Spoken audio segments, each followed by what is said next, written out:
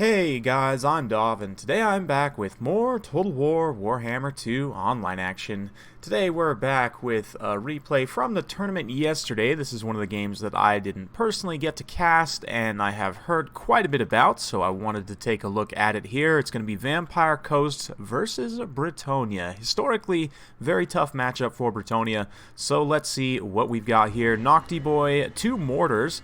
Obviously, most people go mass infantry nowadays, so 2 mortars definitely a good pick. A couple of deck gunners, plenty of pole arms to deal with calves, some zombies up front, Lamprey's Revenge, and another unit of Prometheans. We've also got the Black Spot. For Bretonnia, a whole line of peasants, no surprise there. We've got mobs, foot squires, men-at-arms with pole arms, swords. We've got some peasant archers, 3 units of Knights of the Realm. The Fey Enchantress going to be leading the way, and the powerhouse of the army here, the Green Knight. Yes, indeed, full stack Bretonnian army, still with the Green Knight and the Fey Enchantress, so some very optimized costs. And yeah, the Vampire Coast, interestingly enough, in this particular build, didn't bring a whole lot of magic damage. The only real magic damage they have is Noctilus' ability here. What is it? This Wraith Storm can do a pretty good amount of damage to the Green Knight, but that's really the only magic damage that this build has, so we'll see. There is plenty of stopping power, though, with all these halberds. The Black Spot, a very powerful unit, Rotting Prometheans, and the Lamprey's Revenge here, but let's soak up some close-up cinematics of these peasants doing their duty, which is to get absolutely blown up by the mortar. Noctilus doing a very cinematic side shot, getting good contact on those Knights of the Realm out in the distance there. Peasant Archer's going to start opening up on the zombies. Obviously, this is, just trying to work through them over time. Lamprey's Revenge coming forward, using their shotguns as they advance here. You can see the Green Knight is starting to cut across the front lines here. The peasants have more or less stopped. They're more than happy to sit at archer range and at a distance and just take this. Archers are doing some pretty good damage so far. Lamprey's Revenge come in, but the Green Knight going to be pushing forward and trying to get at Noctilus himself, who is dedicated to taking down these Knights of the Realm right now, which they have. Melkos Mystifying Miasma. This unit of Knights of the Realm is getting gunned down by the Black Spot, so yeah, really rough for the Bretonnian heavy cav, but the Green Knight is able to get one hit on Noctilus, gets bogged down in some zombies momentarily here. It's actually the Tide of Skilled, but does manage to get free and land a couple of good hits on Noctilus. And now, Noctilus is terrible at fighting small single entities like infantry or cavalry lords or heroes. So obviously the Green Knight here going to be very good at fighting Noctilus in melee, very depthly pulling back there, and now going to drop that bombardment here that does do a bit of magic damage. Lamprey's Revenge holding him in place, and you can see that actually does a pretty solid amount of damage there, all things considered. Meanwhile, the mainline engagement, so to speak, is getting underway somewhat. The deckhands definitely losing out here. Rotting Prometheans, though, doing very well against these foot squires, will eventually, of course, grind them down. Halberd's not quite in a position to be able to support effectively there. The Lamprey's Revenge here, going after this unit of peasant halberds. Halberds normally would do quite well here, but such an elite unit, it's going to be tough for them to take down. But you can see the Green Knight is engaged on Count Noctilus here. Very, very well done, getting some good damage on old Nocti Boy, and yeah, he's not in the best situation. Deck Gunners in the back line doing a great job, just finishing off those Knights of the Realm. They really didn't do much at all. That being said, Fey Enchantress in the front line, helping to push through some of the zombies. Of course, her area of effect drain is very good against high model count units like zombies. Knights of the Realm helping to protect some of the peasant archers here as best they can. Peasant archers still going to be routed off because they just have terrible leadership, but this unit of Knights of the Realm able to get a little bit of protection work done, and the summoned gunnery mob is going to be shot down by archers there. You can see the Green Knight unfortunately once again got distracted by the Lamprey's Revenge. They are going to go ahead and refocus on Count Noctilus. Yeah, Black Spot still very healthy and online here. Not really too much to threaten them in the back line. The deck gunners as well can kind of just sit back, take pot shots at whoever they need to. So, yeah, at this point, since the Cav's gone, you're going to start to see the Coast player focus on, like, the Foot Squires, the Pole Arms, and so on. Mortars are still online and firing. They're shooting at the peasant archers, which is a very good play. The counter fire is really one of the only ways, once you lose your mobility as the vampire coast, to deal with enemy skirmish. So the counter skirmish here from the deck gunners, from the mortars and everything, definitely a pretty good play. Looks like the bombardment being used here on the peasant bowman rather than on the Green Knight. Now this could potentially be a bit of a mistake here, but you can see both the Fae and the Green Knight going after Count Noctilus here.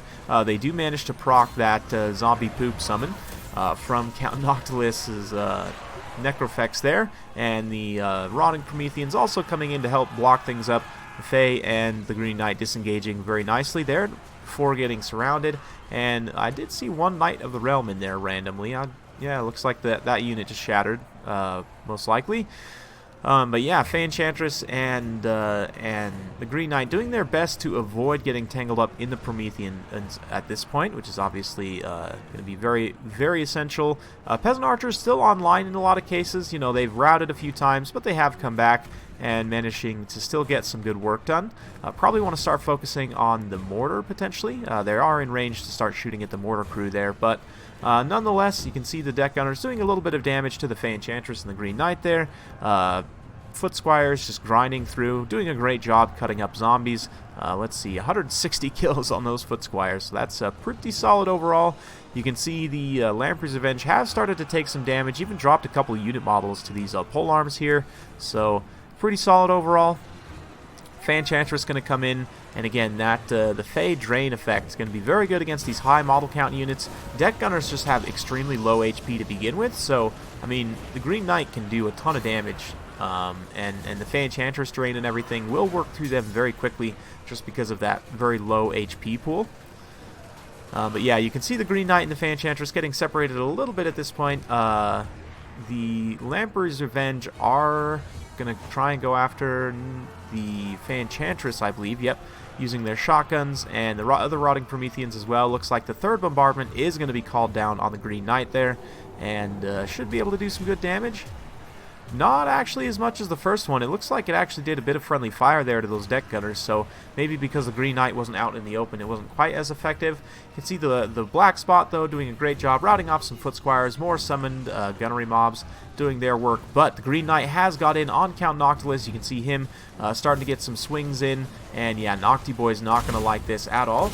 Zombies coming in to support, but getting blasted by Noctilus in his melee animation there, and just focus fire on the Green Knight, but of course that ethereal trait means he's not going to take that much damage because of that. Not to mention the Fae Enchantress is still online. Green Knight pretty close to his healing cap, though. You can see the mortars are continuing to fire despite the fact the crew is crumbling. They are able to still rout off that unit of peasants, get a little bit more work done at the end of the day there, but forces reunifying here. You can see the Fae Enchantress and the Green Knight pulling away Dolores Blade in favor of the Fae Active, giving the Green Knight 130 melee attack. Holy cow. But they're going to go ahead and pull away just because the Prometheans are definitely a major risk. You can see this one here, Mist of the Lady, going to be very good against zombies. It puts them down to only 9 melee attacks. They basically can't make contact at all, and of course it will drain away their HP and everything. So yeah, those zombies not long for this world. Other zombies not doing too well in terms of their leadership. Really only the Black Spot and this unit of deckhand mobs here are solid overall. Noctilus is still up to about half HP, a little bit less, but yeah, doing some very good healing there.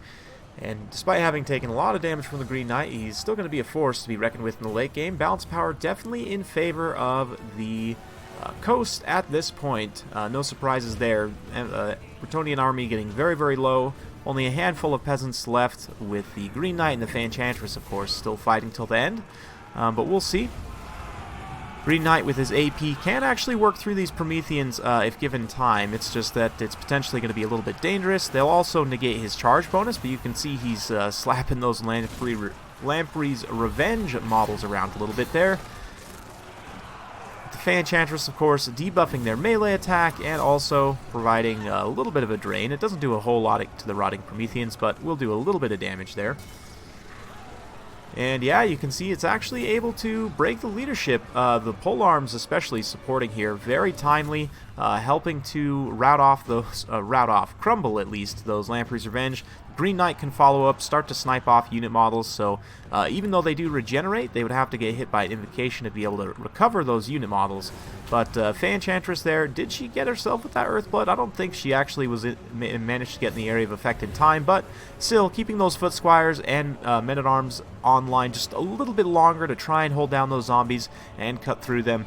You can see the other unit of Prometheans here now ganging up on the Green Knight, so true hero of Bretonnia here, going to be trying to finish things off. The desperate peasants fighting in the background, so a very cool cinematic situation at this point. Very thematic for the Green Knight to be the kind of last hope for Bretonnia, as it were, in this particular matchup. He does manage to disengage, scoot around, and get a good hit there on Count Noctilus, leaving the Fey Enchantress to fight the Lamprey's Revenge on her own. That being said, she's going to pop a regrowth on herself, refresh her vigor, and give herself some nice healing there, and apply a rear charge penalty to some of these Prometheans and make sure they stay distracted. Green Knight disengaging here, going to ride around and get right next to the lady here, actually. Kind of go shoulder to shoulder with her. And do we have any peasants? We do still have some peasants online, but the Black Spot trying to make sure that they don't come back and support. Black Spot, of course, lasting until the late game. No surprise there. Very, very strong unit against Bretonnia. Pretty much everything you need, except magic damage as it happens. The Green Knight still online here at his healing cap, but still got about a third HP left. Peasants, having used up all their arrows, going to come in with swords out and just immediately get absolutely wrecked. But hey, they soaked a couple hits at the very least.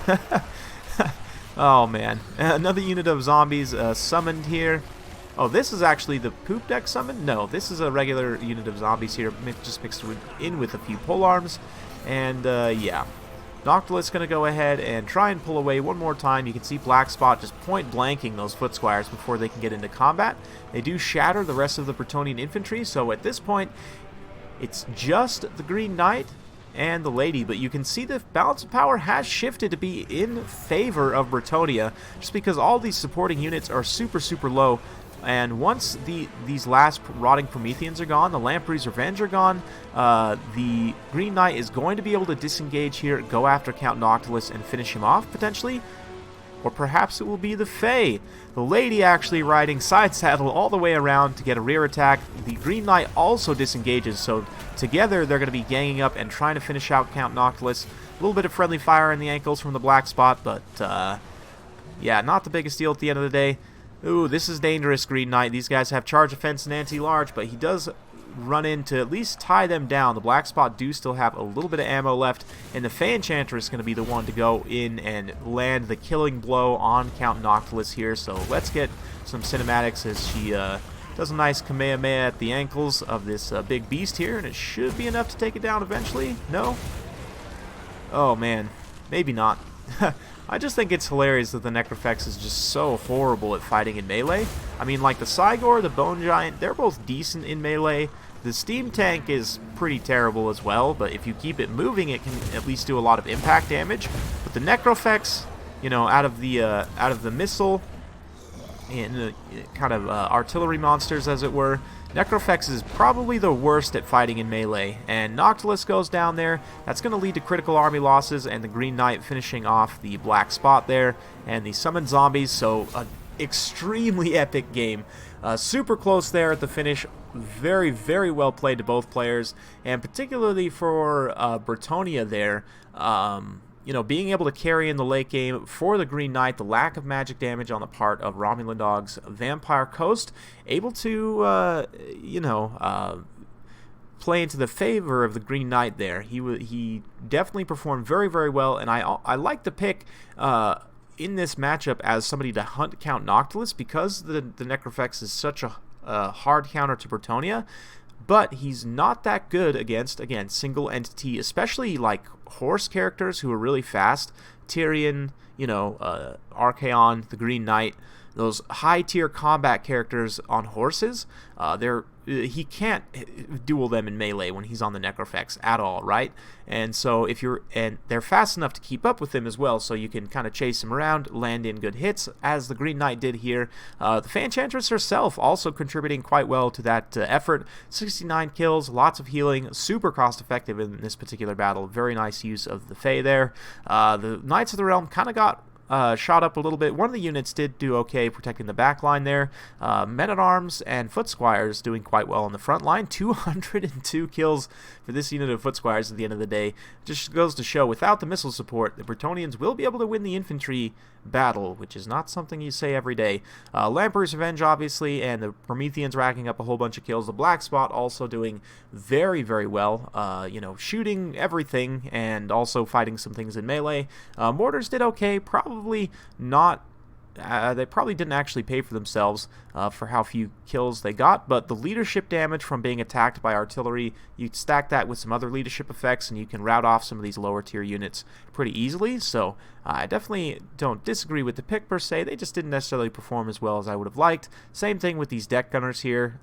You know, they did get some good kills, helped finish off those Knights of the Realm, but they also kind of got run over a little bit there. So yeah, very fun battle though, super close at the end of the day. I think if Noctilus had put that the second bombardment out of the 3 that went into the archers, if he had put that into the Green Knight instead, and if it had got solid contact against the Green Knight, that might have been enough to make up for this little bit of health there at the end. Who knows? It still probably would have been an extremely close battle at the end of the day, but nonetheless, big thanks to Romulan Dog for submitting that one. A very epic battle and well played to both players. Hope you guys enjoyed watching. If you like this sort of content, be sure to like, subscribe, hit that bell notification button so every time I upload a new video, you'll be notified.